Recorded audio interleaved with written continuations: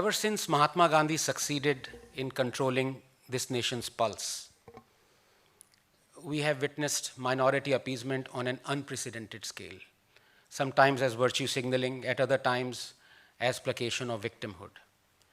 To illustrate but one instance of the extent to which the great Mahatma was committed to realizing his vision, while preaching to those affected by the pre-partition Hindu-Muslim violence, he urged, and I quote, "Hindus should not harbor anger in their hearts against Muslims, even if the latter wanted to destroy them. Even if the Muslims want to kill us all, we should face death bravely. If they established their rule after killing all Hindus, we would be ushering in a new world by sacrificing our lives," unquote. Every time I pass on a currency note, the same Mahatma sniggers at me, as though perplexed why I haven't yet sacrificed my life to usher in a new world. Well, the Mahatma need not snigger. His vision stands realized. The new world has indeed been ushered in.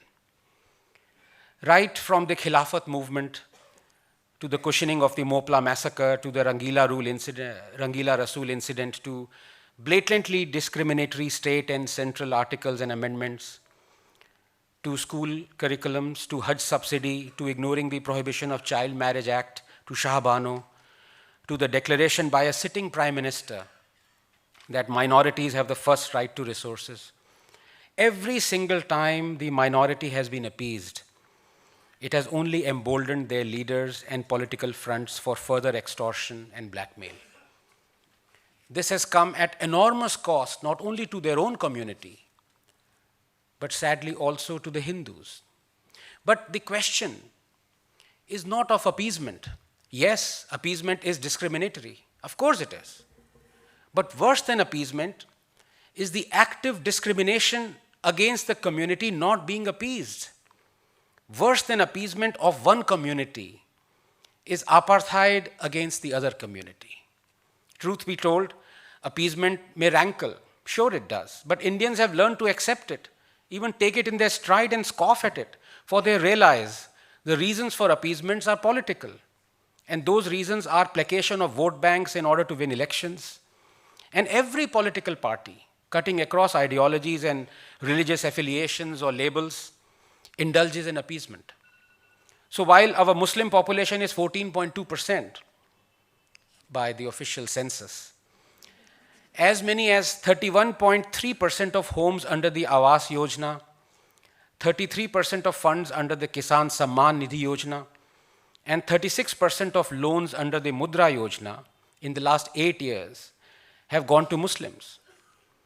The BJP government has a Pradhan Mantri Shadi Shagun scheme exclusively for Muslim girls who complete their education, graduation before marriage.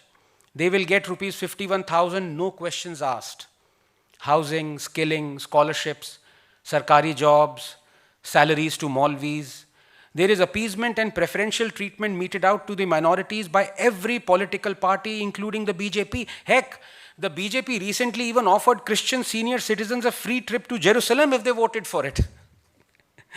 Fact is, Ram Rajya and Rom Rajya are interchangeable, depending upon which way the wind is blowing. No, the issue, I repeat, is not of appeasement. The issue is of apartheid. The issue is of state-sponsored, state-sanctioned discrimination against a particular community. And that community is the majority Hindu community.